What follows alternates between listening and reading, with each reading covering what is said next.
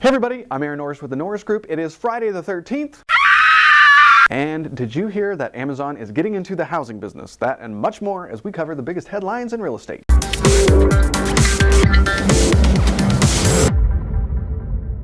Don't miss the radio show and podcast this week. We've got I Survive Real Estate Part 3, the panel with Doug Duncan, John Burns, and David Kittle. Always a fantastic crew, and all three of these guys have been on our panel multiple times to talk about their organizations, their take on the real estate market, including quantitative easing, college debt, market sentiment, and the mortgage collaborative and how it got started. That on the radio show and podcast. Serious delinquency rates remained roughly unchanged at 4.6% according to CoreLogic. Foreclosure filings were at 191,824 in the third quarter. That's down 13% from the prior quarter and 35% year over year, which also means that we're down to an 11-year low.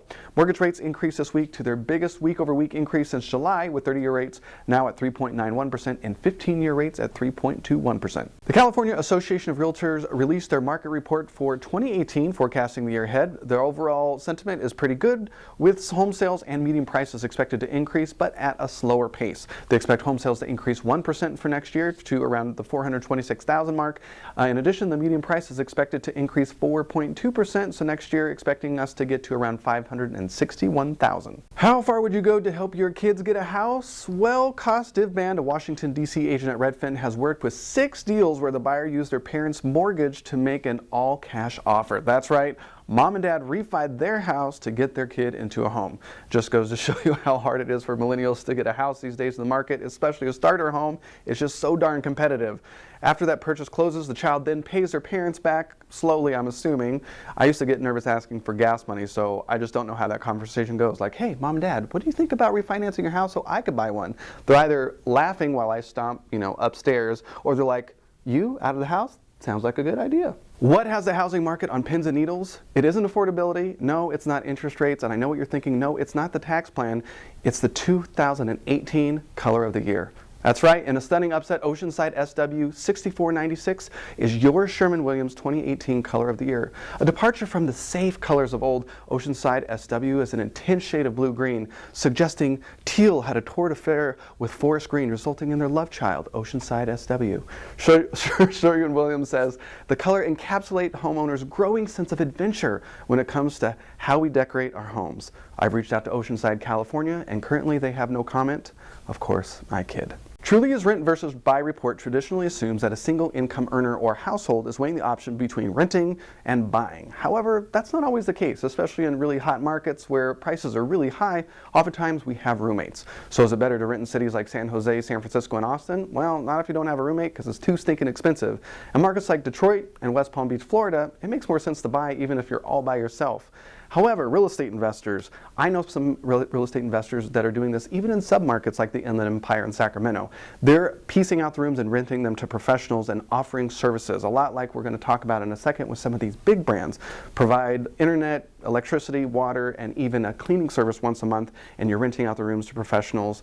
They seem to love it. You explode your rent value, and it's pretty awesome. In the latest installment of What Are They Going to Do with All That Empty Retail Mall Space, mall landlords are giving a great consideration to churches. According to an analysis in August of this year from the Directory of Major Malls, 111 out of 8,200 malls and open-air centers are already housing churches. Once upon a time, churches were viewed as weak tenants because churches aren't open the whole week, don't draw huge foot traffic, and could be hard to evict if they stop paying rent. If nothing else, it's a bad PR story. But it allows mall landlords to diversify their credit exposure, and typically the churches require less allowances for tenant improvements, which is really helpful. Not to mention, Gottschalk's has been closed since 2008, and all the malls I go to that had those, a lot of them are still empty. One of the craziest things about the gig economy is some of these big tech companies don't own anything outside of the tech. Well, for companies like Airbnb, that's about to change. Airbnb branded apartment buildings are headed to the US. Airbnb is working with New Guard Development out of Florida to design a 324-unit apartment building that will carry the Airbnb named. Unlike some apartment buildings, their tenants will be encouraged to sublet their apartments, and it'll feature amenities often seen in hotels.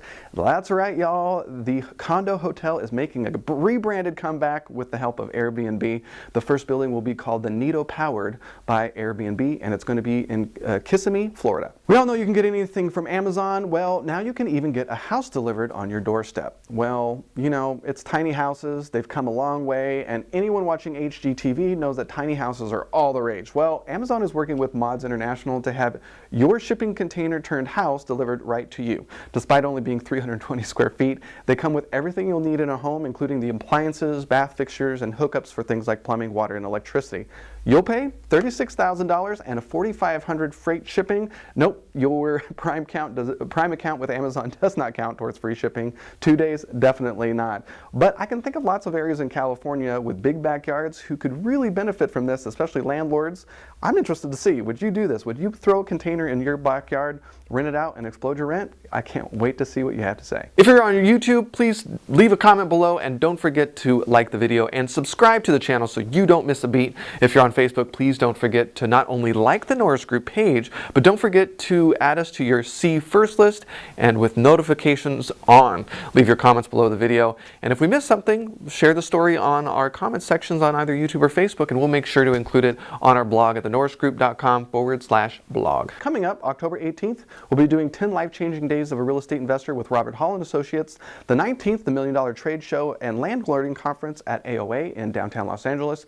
And October 28th, our cutting-edge financial tactics brunch. We've got 6 experts all on stage answering those all-important questions investors always have and always get told.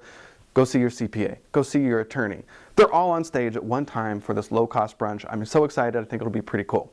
And then October 8th is our VIP subscriber lunch. You got to be a subscriber. Find out more information on our website. For more information on hard money lending, including fix and flip, buy and hold, and new construction, check out thenorrisgroup.com. We've got a whole new website. Hoping you're enjoying it. Have to let us know. For more information on passive investing with trust deeds, check out tngtrustees.com. With that, have a fantastic weekend, and we'll see you next week.